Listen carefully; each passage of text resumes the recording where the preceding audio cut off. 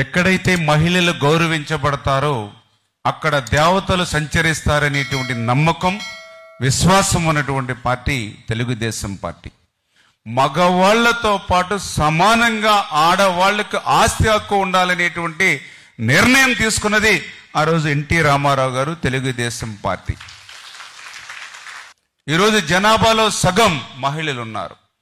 ఈరోజు సమాజంలో సగం మహిళలు ఉన్నారు.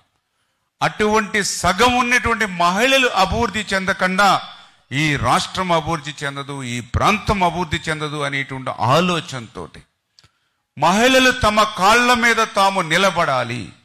మహిళలు చిన్న చిన్న అవసరాల కోసం తండ్రి మీదో, భర్త మీదో, కొడుకు మీద ఆధారపడడం కాదు, తమ కాళ్ల మీద తాము నిలబడుతూ ఆర్థిక సాధికారత సాధించాలనేటువంటి ఆలోచనతో ప్రపంచంలో ఎక్కడా లేనిటువంటి సమయంలో ఆంధ్రప్రదేశ్ రాష్ట్రంలో డ్వాక్రా సంఘాలను తీసుకొచ్చినటువంటి ఘనత ఆ రోజు మరి మన చంద్రబాబు నాయుడు గారిది.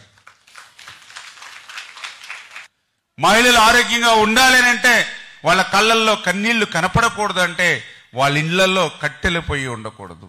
భారతదేశ చరిత్రలో మొదటిసారిగా ఆంధ్రప్రదేశ్ రాష్ట్రంలో దీపం పథకం తీసుకొచ్చి ఆ దీపం పథకం ద్వారా ప్రతి ఇంటికి కూడా ఆ రోజు గ్యాస్ కనెక్షన్ ఇప్పించినటువంటి వ్యక్తి ఆ రోజు నారా చంద్రబాబు నాయుడు గారు.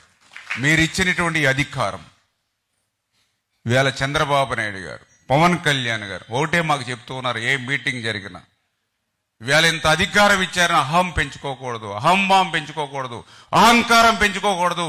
మరింత బాధ్యతగా మీరు పనిచేయండి, మరింత ఒళ్ళు వంచుకుని పని చేయండి. వాళ్ళు మన మీద పెట్టుకున్న నమ్మకాన్ని, విశ్వాసాన్ని కాపాడే విధంగా పనిచేయండి అని చెప్పి మా అందరికీ కూడా ప్రతి నిత్యం చంద్రబాబు నాయుడు గారు, పవన్ కళ్యాణ్ గారు ప్రతి మీటింగ్లోనూ మాకు తెలియజెప్తున్నటువంటి పరిస్థితి.